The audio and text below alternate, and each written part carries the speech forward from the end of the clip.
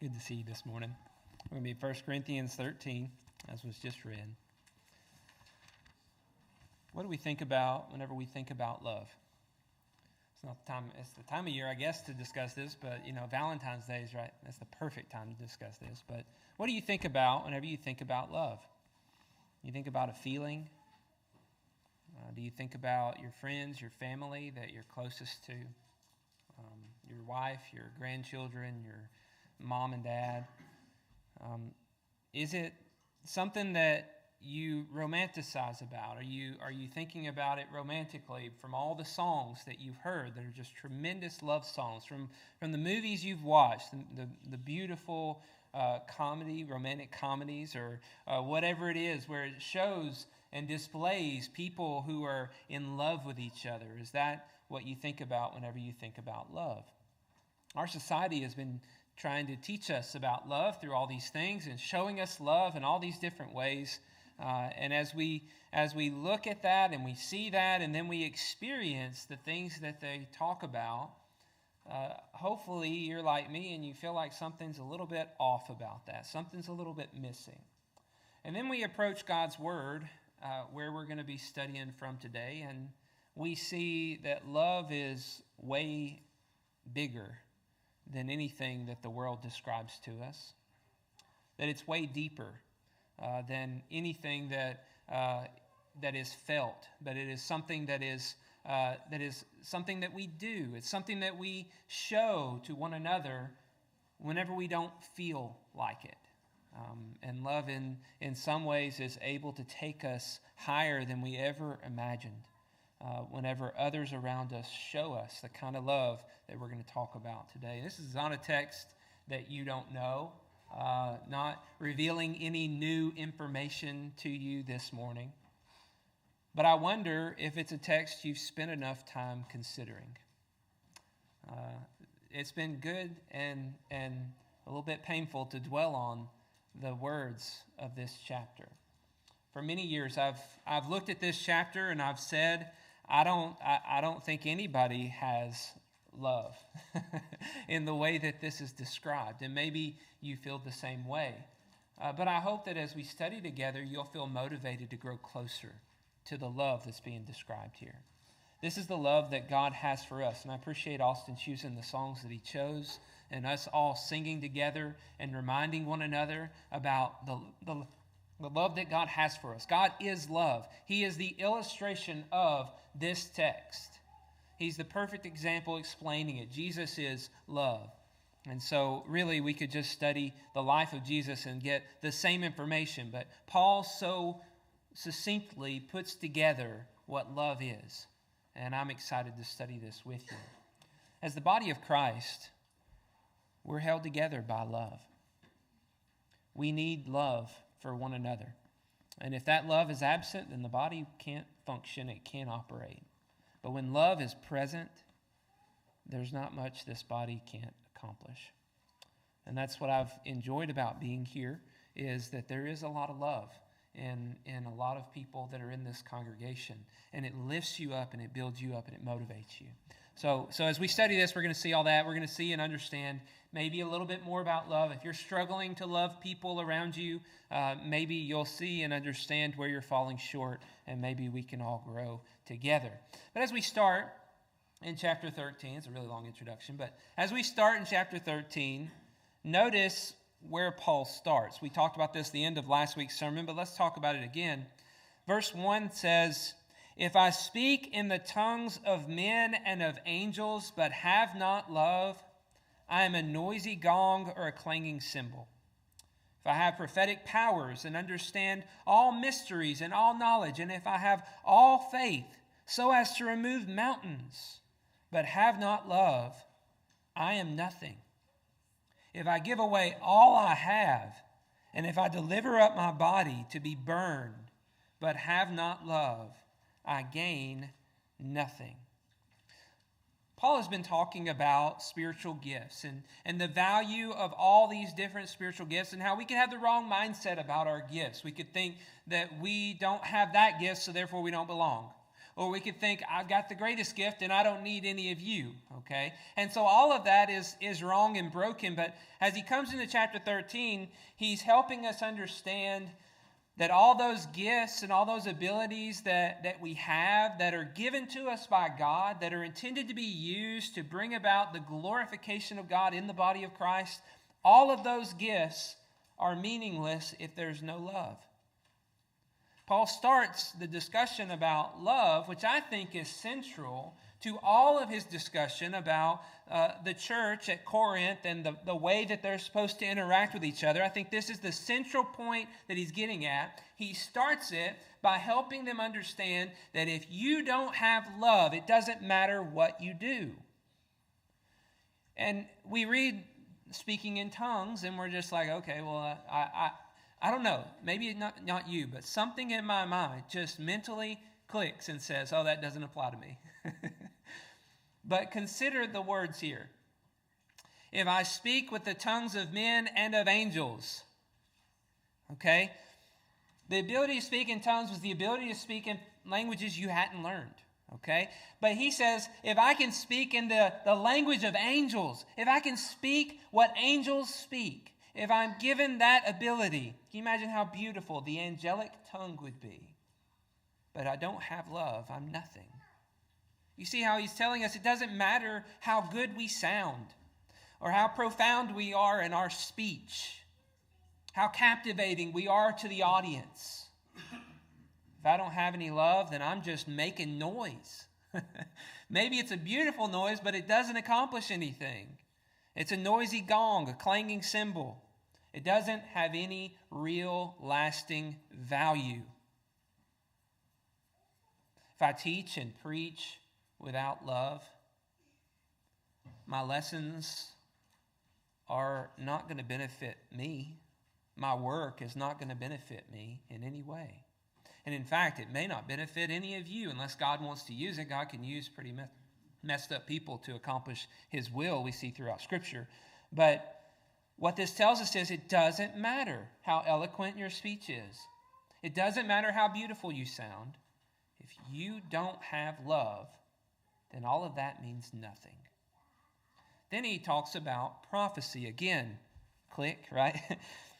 If I have prophetic powers and understand all mysteries and all knowledge, and if I have all faith so as to remove mountains, but have not love, I'm nothing. Notice the words here, prophetic powers, is connected to this understanding of all the mysteries. The prophets would have the understanding of the will of God. And you can imagine how invigorating it would be for God to help enlighten you to the truth in the first century when they did not have their New Testaments. And yet Paul says, if I've got all that given to me in a gift packaged from God, and I am sharing that wonderful insight and intellect with other people, and I don't have love, it doesn't matter. I could fill the whole congregation with knowledge and wisdom and understanding, but if I don't have love, all of that working is meaningless. All of that working gains me no reward. It has to be based on love. All of it is meaningless without love. And so he starts off a discussion with love by saying, it doesn't matter how good you are at whatever gift you have. It doesn't matter. And we've been thinking about this last couple of weeks. What gift has God given you? Well, do you have love as you're using the gift? That's what's significant. That's what has value. Then he goes even further, and this one is a real brain bender. If I give away all that I have, and I deliver up my body to be burned, but have not love, I gain nothing. What? I mean, it's got to count, right? I mean, it's got to count. You give your body to be burned? He says, even that great sacrifice doesn't count. Doesn't something inside of you want to go against that whole notion, that whole idea? Something inside of me wants to think and believe that if I give everything, it don't really matter if I got love or not. Or maybe I would think, well, if I give everything, then obviously I've got love. Why else would I do it? Why else would I give my body to be burned if I didn't have love? Obviously I have love. It's in the act. It's just right there embedded, But apparently not. Apparently, we can offer the greatest sacrifice we could possibly offer and do it without love. Well, who would do that? And why would anybody do that? What are they thinking? Maybe we do that because we want approval, or we want recognition. We want to be looked at as great. Think about Ananias and Sapphira, who sell a piece of land and they hold back some for themselves, and their hearts weren't right. They weren't giving because of love, and maybe connected with that was a sense of duty. Maybe they felt as though it was their duty as a Christian. Everybody else had given something, so I guess we got to sell this, and so we just sold it, and we give this much, but we really didn't want to sell it to begin with, so we're going to hold some of it back. So we might sacrifice thinking that this is going to make other people happy. We might sacrifice thinking that this is what I'm supposed to do. This is what everybody else is doing. We might feel obligated to do this. Or maybe we're trying to make ourselves feel fulfilled. Or maybe we're trying to redeem ourselves for all the evils that we've done in the past. And so we just sacrifice ourselves. Or maybe it's something even smaller. We just have such a strong commitment to the cause that we're going to sacrifice ourselves and lay down our lives. But we don't want to do it. And we don't really love people enough to do it for them. Some way, somehow, we have given everything away to serve ourselves. I mean, that to me is a brain bender. That to me is something that I'm just like, wow, who would ever do that? But have you ever done that? Have you ever made some grand gesture, done some great thing in an attempt to make yourself feel better? Maybe it hurts you physically, maybe it hurts you financially, but in the end, was your goal about you? Or was it about other people? Was it about loving others? So Paul starts with this description of love, of what it's not. And what we might assume is love is the person who has all of these abilities and the person who gives everything. And Paul says, no, you can have all these abilities, you can give everything and not have any love at all inside of you. And so what that should do for us is to help us start thinking a little bit deeper about what it is that we feel. What is our internal motivation? What is our internal desire for everything we do? And we should be willing to question that motivation. We shouldn't just assume that it's right or that it's where it should be. Because what God desires is for there to be love as the central reason for everything we do. It can't be an addition to the things we do. It can't be, oh yeah, I'm doing all these things for these reasons. Oh yeah, and I love people. It can't just be a part of what we do. It has to be the central reason. Everything we do must come out of the true love that we feel in our hearts for one another and for God. Well, that's a tall order. How do we demonstrate love? How do we know that we have love in our hearts as we're preparing to do whatever work that it is we're doing? I mean, we could probably beat ourselves up and say, well, I don't think this is going to do anything for me because I don't know that I have any love for anybody. Well, maybe you don't. And that should scare us, right? It scares me. Do I have love in my heart for all of you as I weekly prepare my sermons? Is that the motivation that's driving me to work and to get all these things done? Well, it has to be. And so if it's not, then I need to work on myself. I need to make sure that I have love in my heart. Now, what is love then? I need to make sure I got it. Let me understand it better. Let me pursue love instead of just assuming that I have it within me. Okay, Paul's going to help us with that. He tells us what love is. He says, love is patient and kind. Let's pause there and think about that for just a second. Love is patient and kind. Now, if I had everybody raise your hand, who here is patient? Maybe a few of us would raise our hand and we'd be sincere, and we are very patient people, but I imagine a lot of us would struggle with this idea of patience. The idea that we're going to wait. We don't like to wait, and our culture is training us not to wait, right? But we're supposed to be patient. That means allowing other people time to process information if we're trying to tell them something. That means allowing other people time to work out their issues if they've got issues. That means listening to people instead of always telling people, but listening and patiently waiting and seeking to show them courtesy and kindness is connected to this.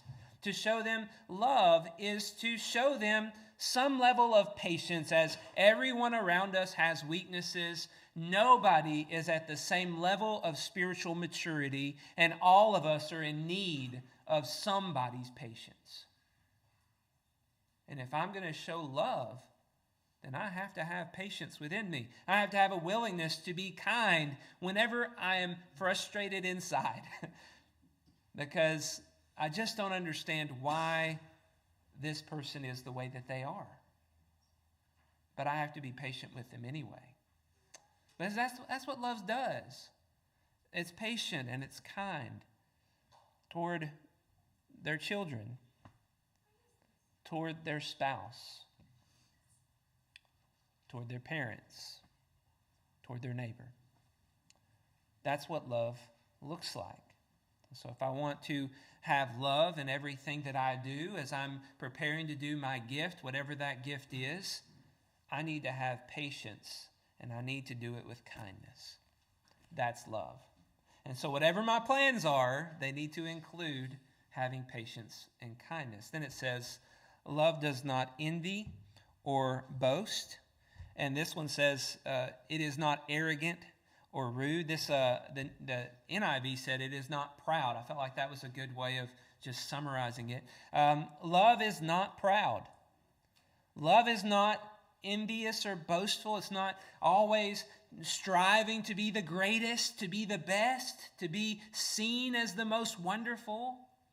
And so if this is giving us not a description of what love is, but if these things are present in us, then love is absent in us.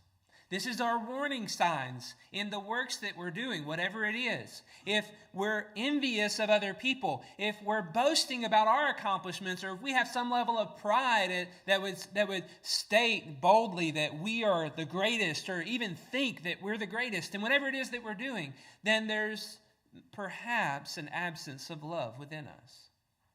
That we're doing these things not because we love people, but because we want to serve ourselves. And going back to the first 3 verses, that means that our gifts and our work is meaningless. It's of no value.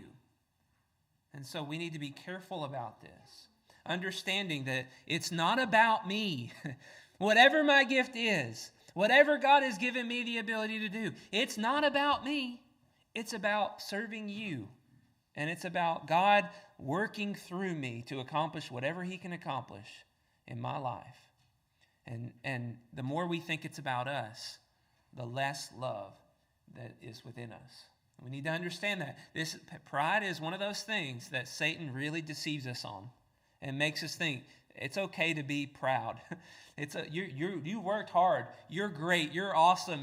And they should respect you and they should think much of you. But really, that's not loving toward other people. That's removing our love. Also, it says love does not dishonor. It's not self-seeking. It's not easily angered or keeping a record of wrongs. This is like a long list of things that are very similar to the previous, but kind of just the result of the previous. If you're proud and arrogant, then you're going to be dishonoring other people. And that's not what you do if you love people. You don't dishonor them. You don't belittle them. You don't criticize them and try to shame them and make them look bad. That's not your goal. That's not your mission, right? Our goal is to lift people up.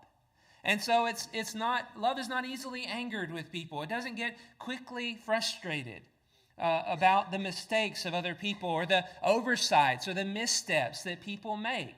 Sometimes people say things they shouldn't say. And if we're honest, we have said things we shouldn't have said. We have done things we shouldn't have done. And we desire for people to be patient with us and kind toward us, even in our mistakes. And so as we exhibit this pride and arrogance, and we dishonor people, and we're angry toward people, we're not showing love. And it's interesting, he kind of gives us two ends of the spectrum. Those who are quick to be angry and those who hold on to the things that others have done wrong. Those who are not willing to forgive and show patience and grace toward other people. Love is willing to forgive because love is not self-seeking. It's not trying to get the best of other people. It's not trying to become the greatest or to enjoy all of the glory for itself. That's not what love is. And he says, love doesn't delight in evil, but rejoices in the truth. Now, as we think about that, there's a number of ways we could take that. But understand that those who love others aren't excited whenever others fall. If you've got an enemy or somebody who's been working and fighting against you, if you love them, you don't want them to be punished. You don't want them to suffer. You want them to understand the truth, to make a change in their life, and to be forgiven. If you love them, that's what you want. And you know how I know that's what love really is? Because that's exactly what God has shown to us. He loved us enough to give his son so that we didn't have to suffer for the wrongs that we've done. And so if we love people, we're going to carry the love of God with us, and we're going to show it to others. We're going to desire for them to be saved, for them to see the truth and come to the knowledge of that truth. And when they do and they change, we're going to rejoice. And maybe they stole money from us that they can't pay us back, or maybe they did something against us that we're not going to be able to inflict the same pain that they've caused us. But we love them, and so we're okay with that. And he says this, love bears all things, believes all things, hopes all things, endures all things. NIV says, love always protects, always trusts, always hopes, and always perseveres. Love is this beautiful picture of care and concern for others and desiring what's best for others.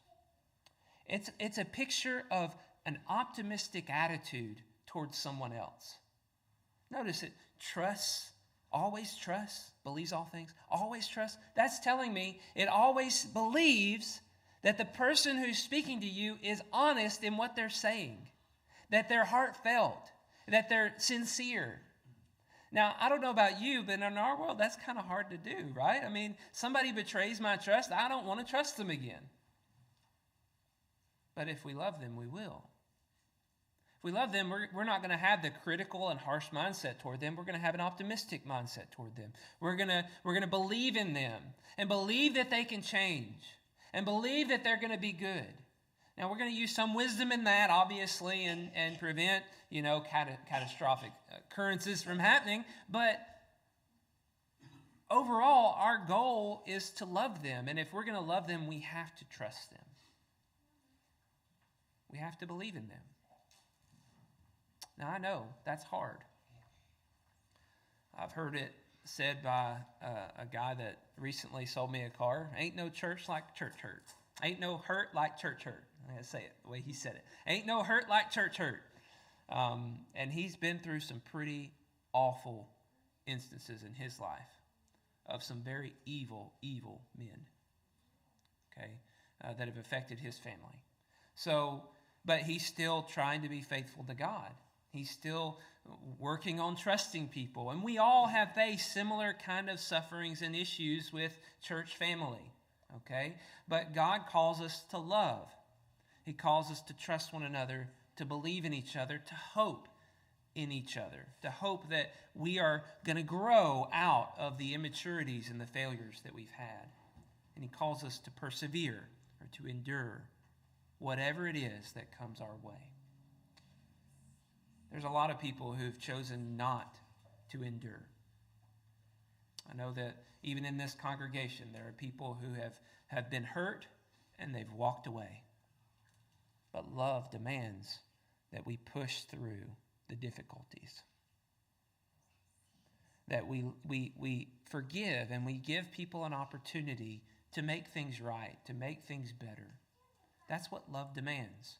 And if God had given up on us, then where would we be? But we know he hasn't. He doesn't. And so we continue to strive to please him.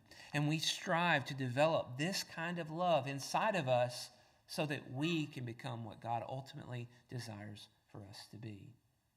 He ends with, love never fails, or love never ends. It's at the very beginning of verse 8. And this is just telling us that the love that is shown here, that is revealed to us in all of this, is not going to give some kind of a limit or a boundary about the love, but it is a love that will endure everything that is thrown at it, that will cut through everything.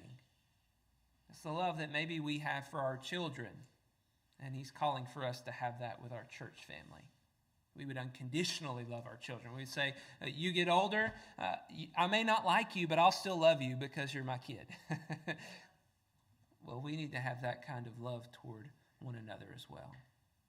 That we're going to keep loving no matter what.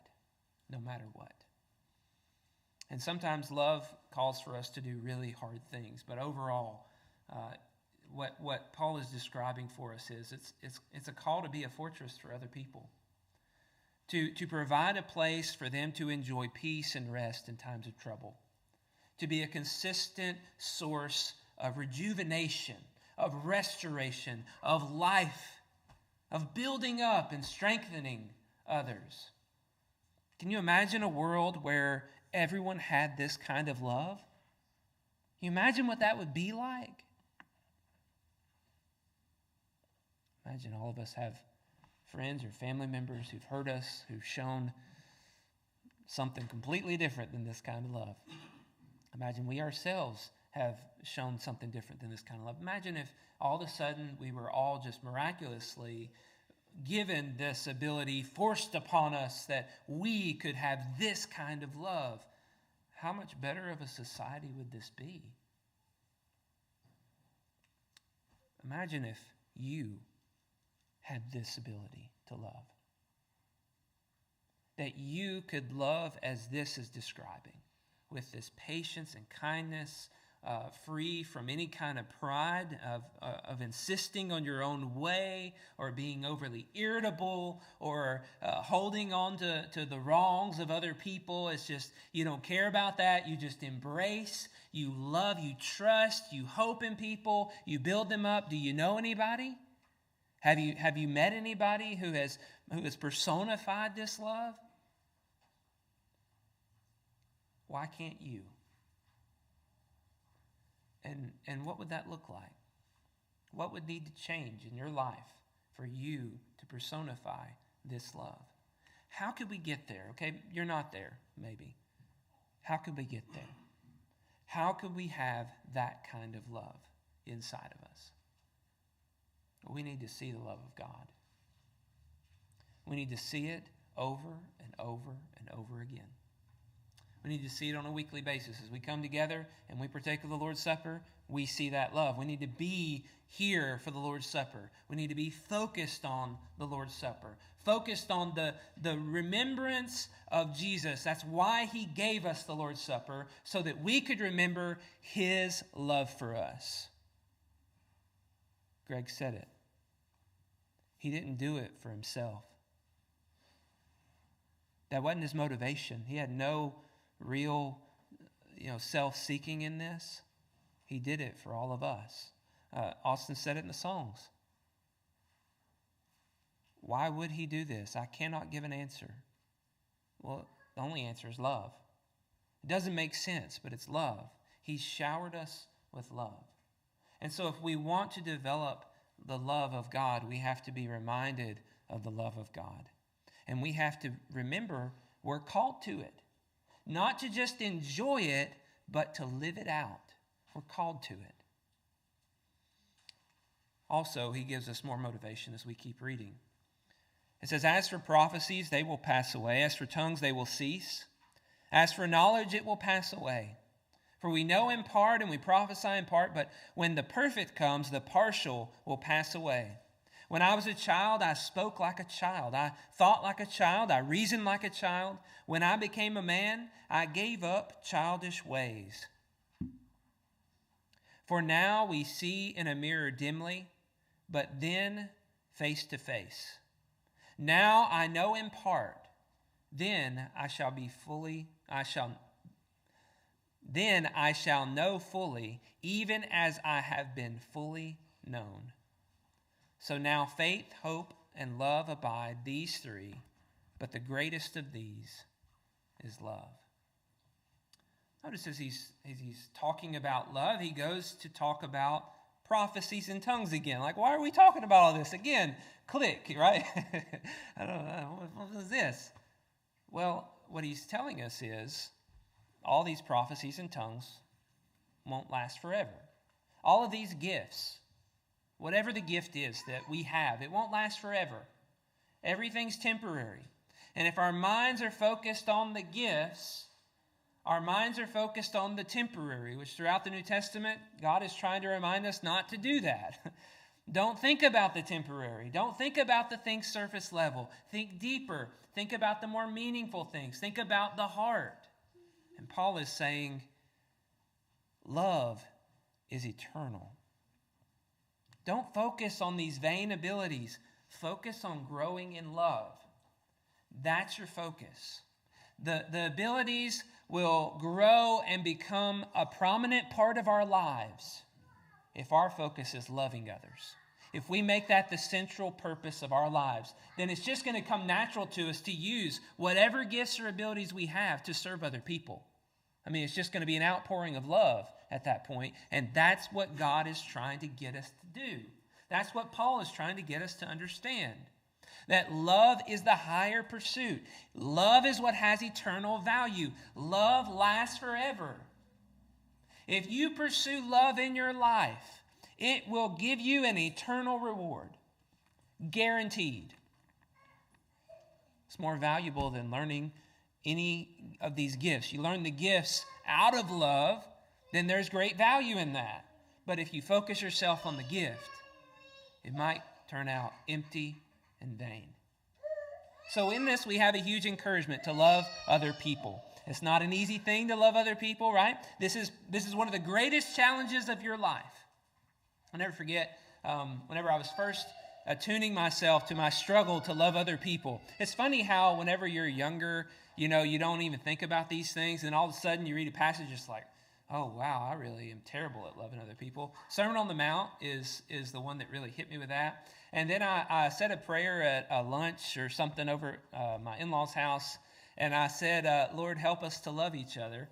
And then afterward, it was just, everybody's like, are we struggling to love each other? And I was just like, well, I am. I didn't know how to, I thought that was a good thing to pray for. I thought everybody maybe was struggling with what I'm struggling with. But, I mean, we need to pray for that. Love is a challenge. It really is. It's not super easy to love all of you. I mean, it's not. And it's not super easy to love me. Okay?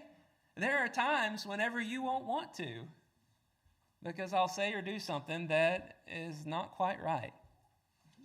Sorry.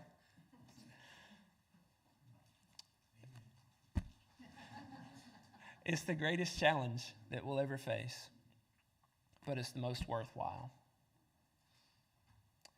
You could bottle up Jesus' mission in that one word. He came to show us what love really is, so that we could personify it and show it to other people. God is love, and we're supposed to be as well. So if we're going to apply this to ourselves, we have to see God is calling us to cultivate true love like he's demonstrated for us on the cross. And so in my life, I need to see where love is absent in whatever it is that I'm doing, and I need to work on it.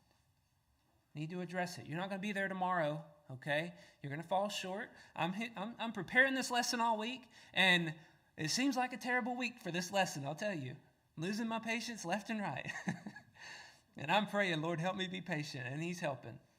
But it's not an easy thing. You have to see your absence of love in all that you do. And we have to be careful that we don't let the distorted view of love that the world tries to feed us, we don't let it back in. Okay? This is truly love. And this is what we're called for. Go back to this text, memorize this text, know love, and learn how to demonstrate love to your spouse, to your children, to everyone who's around you. Because Paul is trying to get us to think about love not as a feeling, but as a daily choice that we make to think a certain way, to speak a certain way, and to do certain things. And all of those things are hard. Sometimes it'll come easy to us, but sometimes it's going to be really hard to be patient with people, to bear with them, to trust them. We've talked about some of these things. It's just going to be hard. And love is choosing to do what's hard because you care about them and you want what's best for them. You want to rejoice in their change, in their transformation, them becoming what they ought to be. You're not going to revel in their fall. You're looking for the glory of everyone. And that's what we need to be committed to. And so I hope that as you're hearing this lesson, you're just being reminded of these things, but I hope that they're hitting you on a deeper level and helping you to understand that your mission is greater than going to work every day and coming home and enjoying your hobbies. Your mission is harder than anything else on this earth, but it has the greatest value, has eternal value. And so when this life is over and we're called home, the question won't be how many wonderful works did you accomplish in your life. The question will be, did you love like I loved you? And the answer needs to be yes. And the evidence needs to be seen in the way we lived, in the things we did, in the words we said, in the way we thought. That should be our evidence.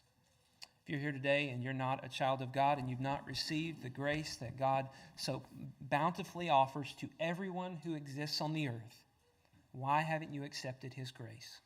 Why haven't you received his love and made it a part of your life and let it transform you so that you can be a glaring image for everybody to understand the love of God? That's the light that we're supposed to shine in this world. Are you shining it? Are you a part of it? And if you're not, can we help you in some way? Please let us know as we stand and as we sing.